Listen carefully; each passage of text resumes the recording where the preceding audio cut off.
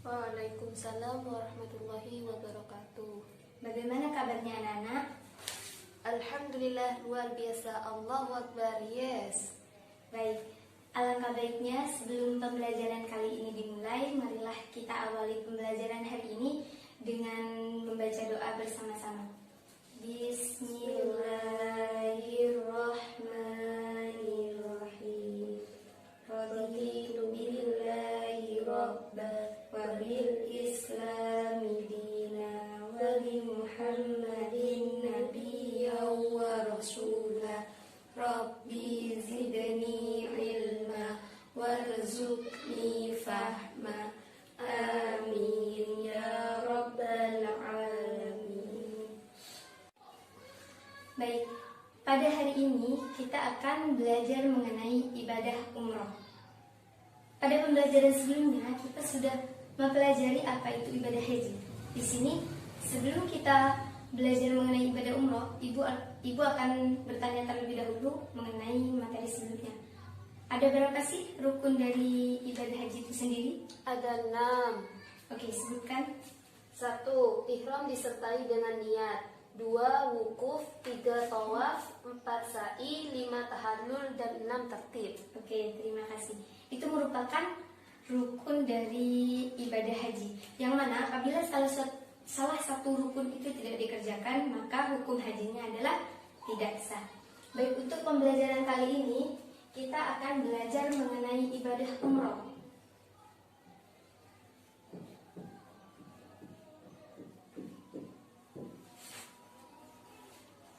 Untuk pembelajaran kali ini skema pembahasannya yang pertama yaitu mengenai pengertian.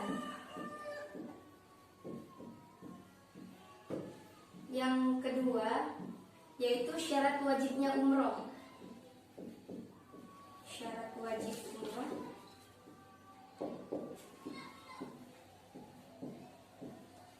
Yang ketiga yaitu rukunnya umroh. Rukun umroh. Yang keempat wajib umroh.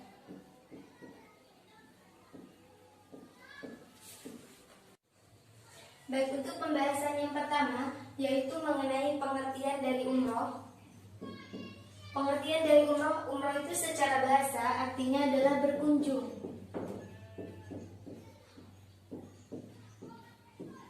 Sedangkan secara istilah, umroh adalah berkunjung ke Ka'bah atau Baitullah dengan melaksanakan tawaf dan sa'i dalam waktu yang tidak ditentukan. Dan hukum dari ibadah umroh ini adalah fardu ain, sebagaimana firman Allah dalam Quran surah Al-Baqarah ayat 196. Al-Baqarah 196 yang berbunyi,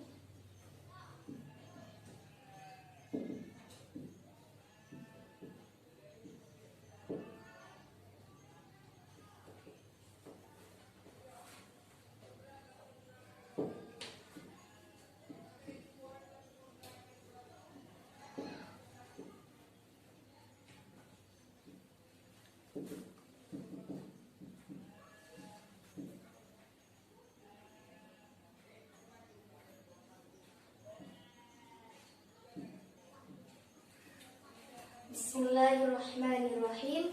Wa atimul hajja wal umrata lillah. Yang mana artinya adalah, dan sempurnakanlah ibadah haji dan umroh dikarenakan Allah. Sehingga di sini ibadah umroh juga disebut dengan ibadah haji kecil. Karena pelaksanaan ibadah umroh dan ibadah haji itu tidak jauh berbeda, akan tetapi pelaksanaan ibadah umroh itu lebih sederhana dibandingkan dengan pelaksanaan ibadah haji. Untuk yang kedua yaitu syarat wajib umroh. Syarat wajib umroh di sini yang pertama yaitu Islam. Jadi seseorang yang akan melaksanakan umroh ataupun haji itu harus beragama Islam, karena tidak diwajibkan untuk agama lain itu melaksanakan ibadah haji ataupun umroh. Yang kedua yaitu balik. Artinya Artinya di sini yang melakukan ibadah umroh harus balik. Anak kecil itu tidak diwajibkan untuk melaksanakan umroh ataupun haji. Yang ketiga yaitu berakal. Berakal sehat. Jadi di sini sudah jelas bahwa dalam melakukan ibadah umroh itu harus berakal sehat. Karena orang yang gila atau tidak memiliki akal sehat itu tidak diwajibkan untuk melaksanakan ibadah, baik itu ibadah umroh maupun ibadah-ibadah yang lainnya. Sedangkan untuk syarat wajib yang keempat adalah merdeka. Artinya seseorang itu bukan menjadi budak atau hamba sahaya. Jadi seseorang yang melakukan umroh ini harus benar-benar merdeka karena umroh ini dilaksanakan dengan jangka waktu yang juga cukup lama. Jadi ia harus merdeka, bukan menjadi budak dari orang lain. Sedangkan poin yang ketiga yaitu rukun umroh. Rukun umroh di sini juga tidak jauh berbeda dengan rukunnya haji. Hanya bedanya jika di umroh itu tidak ada wukuf, sedangkan di haji ada wukufnya. Untuk rukun umroh yang pertama yaitu ihram. Ihram di sini adalah berniat jika ia akan melakukan umroh. Yang kedua yaitu tawaf. Tawaf di sini adalah mengelilingi Ka'bah sebanyak 7 kali, dimulai dari pojok sudut Hajar Aswad hingga ke sudut Hajar Aswad lagi. Jadi arah berputarnya seseorang untuk mengelilingi Ka'bah itu berlawanan dengan jarum jam. Artinya posisi Ka'bah itu berada di sebelah kiri orang yang bertawaf. Sedangkan rukun yang ketiga yaitu sa'i. Sa'i di sini adalah berlari-lari kecil antara Bukit Sofa dan Bukit Marwah. Yang keempat adalah tahallul. Tahallul adalah mencukur rambut, paling sedikit itu 3 helai rambut. Sedangkan yang terakhir, yang kelima yaitu tertib. Tertib di sini adalah berurutan, yaitu mulai dari yang rukun yang pertama, kedua, ketiga, keempat, dan seterusnya. Itu. Jadi rukunnya umroh di sini yang pertama yaitu ihram, yang kedua tawaf, yang ketiga sa'i, yang keempat tahlul, dan yang kelima tertib. Artinya ada perbedaan antara haji dan umroh. Jika di bab haji ada rukun yang namanya wukuf atau bermalam di Mina maupun di Musdalifah. Sedangkan di umroh ini tidak ada wukuf, akan tetapi hanya terdiri dari ihram, tawaf, sa'i, tahallul, dan tertib. Baik, untuk poin yang selanjutnya, pembahasan yang selanjutnya yaitu mengenai wajibnya umroh. Wajibnya umroh yang pertama yaitu ihram dari mikot. Ihram dari mikot. Yang mana di sini dalam ibadah umroh mikotnya ini sama-sama ada 2, yaitu mikot zamani dan mikot makani.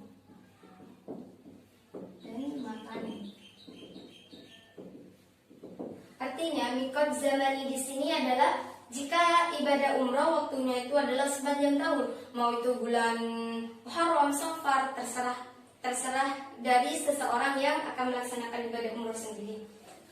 Jika di dalam ibadah haji mikot zamaninya itu ditentukan yaitu pada bulan Dzulhijjah. Sedangkan untuk umroh ini adalah sepanjang tahun, terserah orang yang akan melaksanakan umroh itu sendiri mau di bulan apa untuk melaksanakan ibadah umrohnya.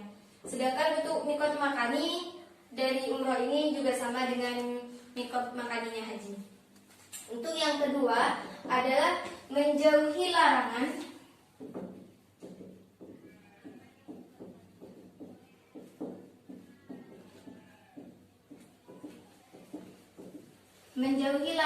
yang telah ditentukan di dalam larangan haji.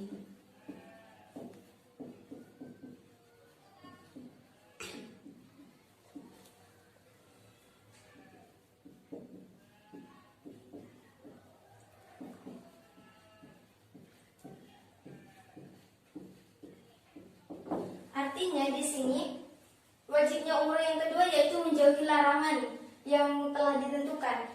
Larangan di ibadah umroh ini sama dengan larangan yang ada di ibadah haji. Masih ingat apa saja larangan yang ada di dalam ibadah haji? Ingat Bu, Coba sebutkan. larangan bagi laki-laki dan perempuan di haji, yaitu tidak boleh memakai wangi-wangian baik di pakaian, pada badan atau pada pakaian. 2, yaitu tidak boleh menghilangkan rambut atau bulu badan yang lain. 3, yaitu tidak boleh memotong kuku. 4, yaitu tidak boleh mengakadkan nikah, baik menikahkan, menikah atau menjadi wali nikah. 5, yaitu tidak boleh bersetubuh bagi suami istri. 6, yaitu tidak boleh berburu dan membunuh binatang darat yang liar dan halal dimakan. Baik, itu merupakan larangan dari ibadah haji, dan larangan dari ibadah umroh ini juga sama dengan ibadah haji. Artinya yaitu tidak boleh memakai wangi-wangian, tidak boleh memotong kuku, memotong rambut, memotong bulu-bulu yang lain, dan tidak boleh bersetubuh antara suami istri. Baik, untuk pembahasan yang selanjutnya yaitu mengenai hikmah dari haji dan umroh.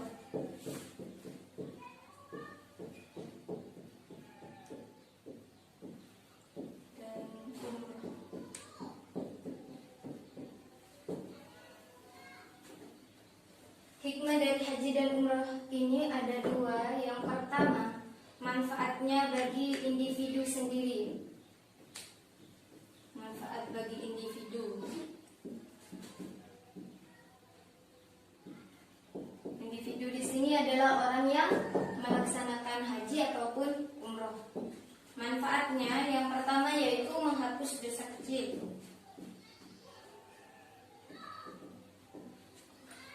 Menghapus dosa kecil. Yang kedua, diampuni segala dosanya. Diampuni segala dosanya.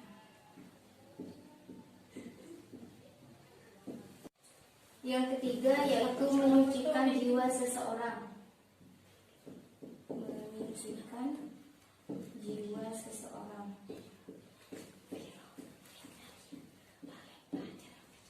Yang keempat yaitu meningkatkan keimanan.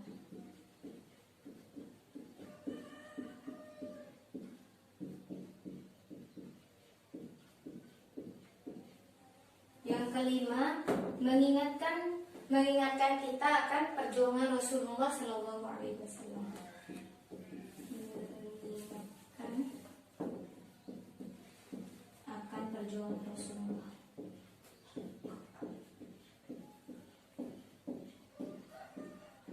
Perjuangan Rasulullah. Yang keenam, melatih sifat sabar dan disiplin.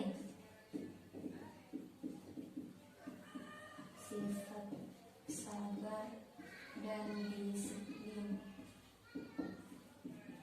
Artinya baik itu mau melaksanakan ibadah haji ataupun umroh, itu hikmahnya bagi diri kita sendiri adalah melatih sifat sabar dan disiplin. Artinya dalam melakukan semua rangkaiannya kita harus tetap sabar dan disiplin untuk mengatur waktunya agar tidak ketinggalan sedikit pun. Karena jika ada salah satu rukun yang tidak dikerjakan, maka ibadah yang kita lakukan itu tidak akan sah. Sedangkan yang ketujuh adalah mensyukuri nikmat.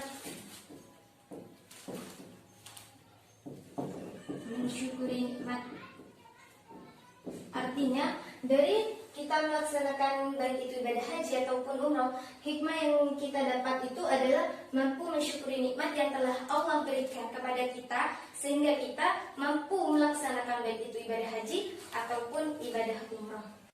Mungkin sekian pembelajaran hari ini, kurang lebihnya mohon maaf. Jika dari materi yang sudah Ibu jelaskan tadi ada yang tidak kalian pahami, kalian bisa tanyakan secara langsung ataupun via WA dan media sosial yang lainnya. Tetap semangat dan belajar. Kita akan bertemu lagi di pembelajaran selanjutnya, yaitu mengenai bab kehadiran Islam mendamaikan bumi Nusantara. Jangan lupa tugasnya dikerjakan. Jaga iman, jaga imun, dan tetap patuhi protokol kesehatan. Selamat berjuang, semangat belajar, dan semangat meraih impian. Karena sukses butuh yang namanya perjuangan, sukses butuh yang namanya kesabaran, sukses butuh yang namanya pengorbanan. Tidak ada orang sukses yang hanya berdiam diri di tempat dan hanya berada di atas kasur. Tapi orang sukses adalah orang yang berani bangkit, orang yang berani bangun untuk mewujudkan mimpinya. Mungkin sekian yang dapat Ibu sampaikan. Semoga apa yang Ibu sampaikan bisa bermanfaat untuk kalian. Kita akhiri pembelajaran hari ini dengan doa akhir majelis. Bismillahirrahmanirrahim. Subhanakallahumma wa bihamdika asyhadu an la ilaha illa anta astaghfiruka wa atubu ilaik. Walhamdulillahi rabbil alamin. Kurang lebihnya mohon maaf. Assalamualaikum warahmatullahi wabarakatuh. Waalaikumsalam warahmatullahi wabarakatuh.